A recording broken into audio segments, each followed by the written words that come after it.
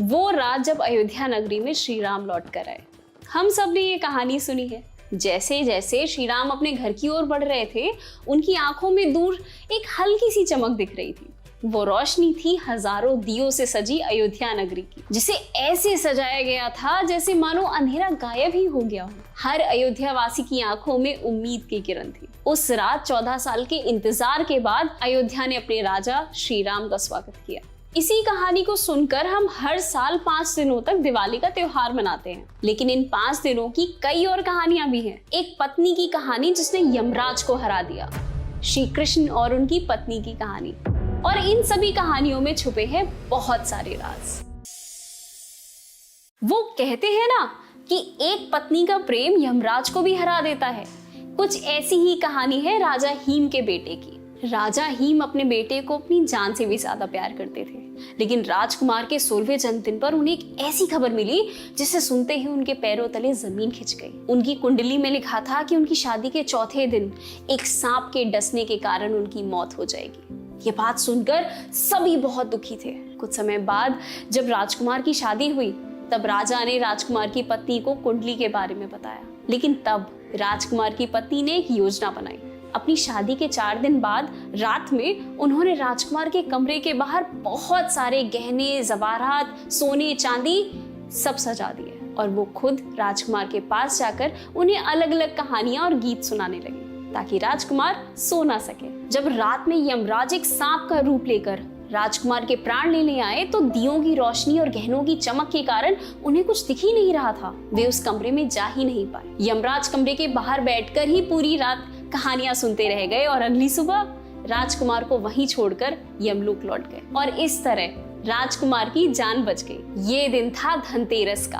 आज भी लोग इस प्रथा का सम्मान करते हुए धनतेरस के दिन अपने घरों के बाहर दिए जलाते हैं, सोना चांदी खरीदते हैं और ये सारी चीजें यमराज को समर्पित कर अपने परिवार की लंबी उम्र और समृद्धि की कामना करते हैं। और इसीलिए धनतेरस को गुजरात और उत्तर भारत के कई क्षेत्रों में यमदीपान के रूप में भी मनाया जाता है।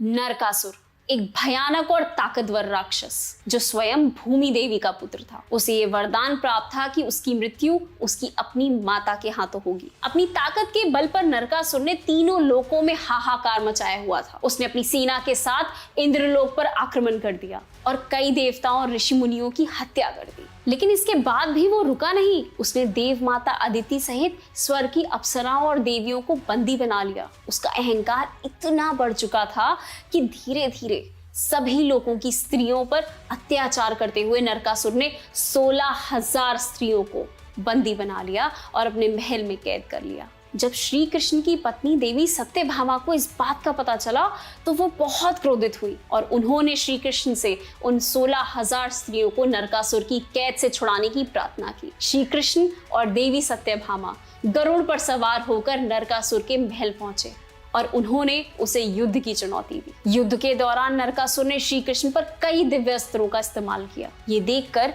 देवी सत्यभामा आगे आई। नरकासुर ने उन पर भी वार करने की कोशिश की, लेकिन वो ये नहीं जानता था कि देवी सत्यभामा भूमि देवी का ही अवतार है, जिसका ये मतलब था कि नरकासुर उनका ही पुत्र था और वरदान के अनुसार नरकासुर की मृत्यु उसकी ही माता के हाथों लिखी थी।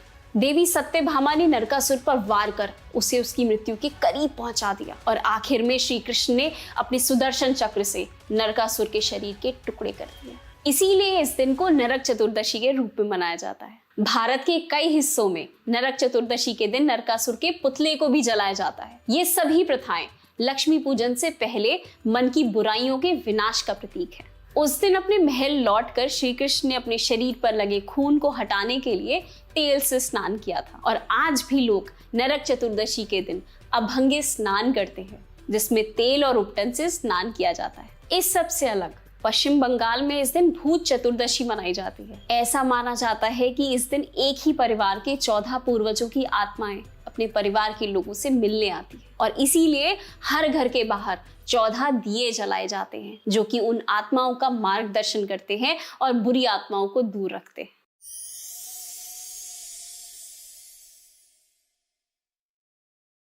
धनतेरस और नरक चतुर्दशी के बाद आता है इस त्योहार का प्रमुख दिन दिवाली। जब सब कुछ रोशनी और खुशियों से जगमगा उठता है। ये त्योहार तब से चला आ रहा है जब श्री राम के आगमन की खुशी में पूरी अयोध्या नगरी को दीपों से जगमग कर दिया गया था। इसलिए हर साल दिवाली को दीपोत्सव के रूप में मनाया जाता है। ये कहानी दिवाली को हिंदू धर्म से जोड़ती है, लेकिन दिवाली से जुड़ी एक और कहानी। दिवाली पर जैन समुदाय के भगवान महावीर का निर्वाण दिवस मनाया जाता है। ये वो दिन है जब जैनिज्म के 24वें तीर्थंकर महावीर स्वामी ने मोक्ष प्राप्त किया था। इसके अलावा बंगाल में दिवाली पर महाकाली को पूजा जाता है। ऐसा माना जाता है कि इस दिन महाकाली के आखिरी रूप और 10 महाविद्या में से एक देवी कमलात्मिका का अवतरण हुआ था। इसीलिए दिवाली को कमलात्मिका जयंती के रूप में भी मनाया जाता है। वहीं पंजाब में दिवाली को बंदी छोड़ दिवस के रूप में मनाया जाता है। ऐसा माना जाता है कि सिखों के छठे गुरु हरगोबिंद जी और 52 अन्य राजाओं को ग्वालियर फोर्ट से आजाद किया गया था, जहां मुगल शासक जहांगीर ने उन्हें बड़ी बेरहमी से बंदी बनाकर रखा था। सिख समुदाय इस दिन को बड़े ही धूमधाम से मनाता है। गुरु हरगोबिंद जी की आजादी की खुशी में दिवाली के दिन अमृतसर का गोल्डन टेम्पल भी रोशनी से जगमगा उठता है।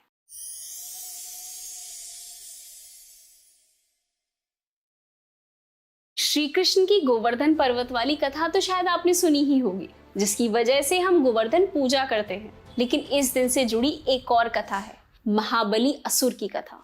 महाबली असुरों के राजा होने के साथ विष्णु जी के बहुत बड़े भक्त थे। असुर प्रजाति में जन्म लेने के बाद भी महाबली एक गुणी, दयालु और न्यायप्रिय राजा थे। अपने राज्य की सीमा को बढ़ाते हुए उन्होंने देवलोक को भी जीत लिया और इसीलिए देवलोक को वापस पाने के लिए सभी देवता विष्णु जी के पास पहुंचे। विष्णु जी उनकी मदद करने के लिए तैयार हो गए और धरती पर अपना 5वां अवतार लिया, वामन अवतार। इस दौरान महाबली ने एक यज्ञ का आयोजन किया और ये ऐलान कर दिया कि उनके द्वार पर आकर जो भी कुछ भी मांग करेगा उसे पूरा किया जाएगा। तब विष्णु जी अपने वामन रूप में वहां पहुंचे और महाबली से 3 पग भूमि की मांग की। महाबली को लगा ये तो कुछ भी नहीं है, लेकिन यहाँ महाबली का अहंकार उसे भारी पड़ गया। जैसे ही महाबली असुर ने वामन अवतार की बात मानी, उन्होंने अपना आकार बड़ा कर लिया और एक ऐसा विशाल रूप धारण किया जिससे ये पूरा संसार, तीनों लोग उनके 2 कदमों में ही आ गए। जब वामन अवतार ने राजा बलि से पूछा कि मैं अपना तीसरा पग कहाँ रखूं, तब उसे अपनी गलती का एहसास हुआ। महाबली ने अपना सर झुकाकर भगवान विष्णु को अपना तीसरा पग अपने सर पर रखने के लिए कहा। जैसे ही विष्णु जी का पैर महाबली के सर पर लगा, महाबली पाताल लोक में पहुंच गए। लेकिन उनके इस समर्पण को देखकर विष्णु जी बहुत प्रसन्न हुए और उन्होंने राजा बलि को ये वरदान दिया कि साल में एक बार वो धरती पर लौट सकेंगे और उस दिन उन्हें पूजा जाएगा।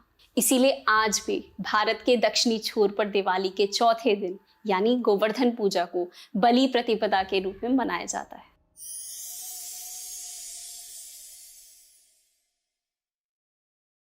दिवाली का 5वां दिन, जब एक बहन अपने भाई की लंबी उम्र और अच्छे स्वास्थ्य के लिए पूजा करती है और अपने भाई को घर पर खाने पर बुलाती है। लेकिन क्या आप जानते हैं, इस परंपरा की शुरुआत हुई थी यमराज और यमी से।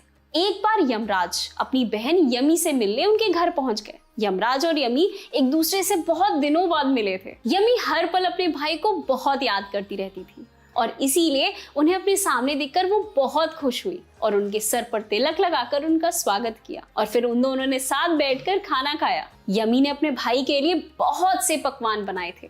यमराज यमी के इस प्रेम को देखकर बहुत खुश हुए और उन्होंने ये ऐलान कर दिया कि जो भी भाई इस दिन अपनी बहन से तिलक लगवाएगा उसे लंबी उम्र और समृद्धि की प्राप्ति होगी और इसीलिए भाई दूज को यम द्वितीया के नाम से भी जाना जाता है। कुछ कथाओं के अनुसार ऐसा भी माना जाता है कि इसी दिन श्री कृष्ण नरकासुर के वध के बाद अपनी बहन देवी सुभद्रा से मिलने गए थे। तब देवी सुभद्रा ने तिलक लगाकर उनका स्वागत किया था और तभी से भाई दूज की परंपरा चली आ रही है। और इसी के साथ ढेर सारी खुशियां और मीठी यादें लिए दिवाली के पावन पर्व का समापन होता है। तो ये थी दिवाली से जुड़ी कुछ अनसुनी कहानियां जो भारत के विभिन्न प्रथाओं और अनेकता का प्रतीक है। आपको हमारी ये वीडियो कैसी लगी हमें कमेंट्स में जरूर बताइएगा। अगर तुम लोग नए हो तो सब्सक्राइब करो, वो जो लाल वाला बटन है उसके साथ स्कैम करो या फिर महफिल जमाओ, मुझे नहीं पता, बस क्लिक हो जाना चाहिए। अब मैं भी जा रहा हूँ।